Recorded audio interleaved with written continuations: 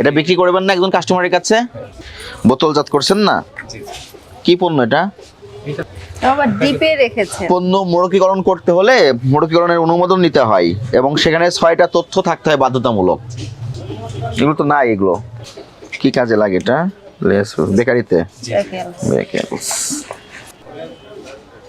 এই ডেট বসেন তাহলে, এখানে ডেট দেওয়া আছে এবং ঘোষণা দেন। না, এটা পারবেন না। আপনি প্রথমে এই কোটার কত মিলিমিটার আছে এখানে?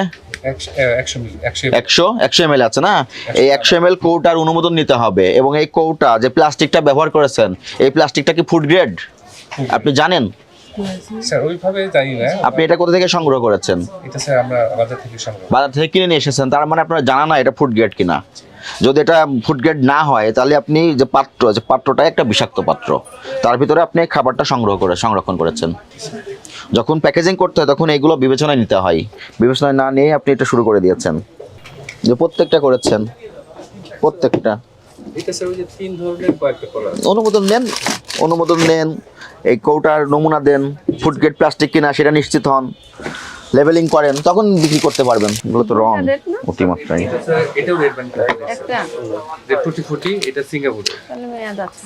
মানে ওরা দেয় আর কি। আমরা কি দিয়ে তৈরি এটা? কি দিয়ে তৈরি? পেপে মেবি পেপে। রংগুলো কি? স্যার এটা আমরা বলতে পারি না। মানে ওই যে 1 কেজির পর একটা ঝাড় থাকে। অন্যের প্যাকেটজাত পণ্য আপনি যখন রিপ্যাকেজিং করবেন সেক্ষেত্রে আপনার অনুমতি নিতে হবে।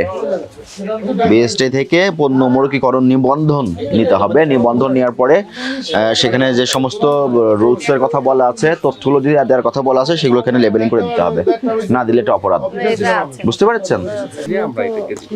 আবার এগুলা যে রং ব্যবহার করা হয়েছে না, লাল, সবুজ, এটা হলুদ, হচ্ছে স্যার এক একটা কালার এক এক প্যাকেট আসে, আমরা মিক্স মানে সবগুলো নিয়ে আপনি মিক্সার করছেন। মানে হাফ কেজি করে প্যাকেট করে 100 গ্রাম করে। কি কাজে লাগে এগুলো? এগুলো স্যার কেক ডেকোরেশনের জন্য। ঠিক আছে, আপনার দোকান মনিটরিং করলাম আমরা। বুঝতে পেরেছেন? মনিটরিং করে আপনার সামনেই আমরা এই যে এই অ্যানামলিসগুলো পেয়েছি। আপনি এই ছোট কৌটাই যখন নতুন রিপ্যাকেজিং করবেন সেক্ষেত্রে আপনার সংশ্লিষ্ট ডিপার্টমেন্টের অনুমতি নিতে হবে এবং এই প্যাকেজিংয়ে লেবেলিং করতে হবে। লেবেলিংয়ে 6টা তথ্য বাধ্যতামূলক: উৎপাদনের তারিখ, মেয়াদ উত্তীর্ণের তারিখ, প্রতিষ্ঠানের ঠিকানা, এমআরপি, কী উপাদান আছে এগুলো দিতে হবে। এগুলো না দিলে অপরাধ। এগুলো ভোক্তাধিকার সংরক্ষণ আইনের 37 ধারায় অপরাধ। 1 বছরের জেল আছে, জরিমানা আছে 50,000 টাকা। এখানে যে অপরাধ আমরা পেয়েছি, আপনি অপরাধের দোষ স্বীকার করেন? আপনাকে আজকে সতর্কতামূলক 3,000 টাকা ফাইন করলাম। আপনি এইগুলো সংশোধন হবেন, ঠিক আছে? দেশি মুগ 170 টাকা। দেশি মসুর আজকে হালনাগাদ করেছেন? ঠিক আছে, ভেরি গুড। আপনাকে ধন্যবাদ। ভোক্তা অধিকার অধিদপ্তরের পক্ষ থেকে ধন্যবাদ যে আপনি প্রতিনিয়ত মূল্য তালিকা হালনাগাদ করছেন। প্রত্যেকদিন এটা করবেন, মেনটেন করবেন, ঠিক আছে? পেঁয়াজ আপনি কত করে কিনছেন? আমি কিনতে 42 টাকা বলছিলাম আর কি। শ্যামবাজার? জি। ঠিক আছে। আবার কম দামের আছে স্যার, এডি আম গায়না চল না, আপনার এগুলো তো কোয়ালিটি একটু ভালো। কোয়ালিটি ভালো দেখে আনতে। Quality ভালো। আচ্ছা নি আনতে নে। এনে ঠিক কাটা আছে। গুড়া পরে ফাটা পরে। Very good. বোর্ড তো প্রত্যেকদিন রাখেন, মূল্য তালিকার বোর্ড? জি আল্লাহ 30 দিন ধরে। ঠিক আছে, ভেরি গুড। গোল্ডেন কালার করার কারণ কি? ও সবাই করে বলে আপনি করেন?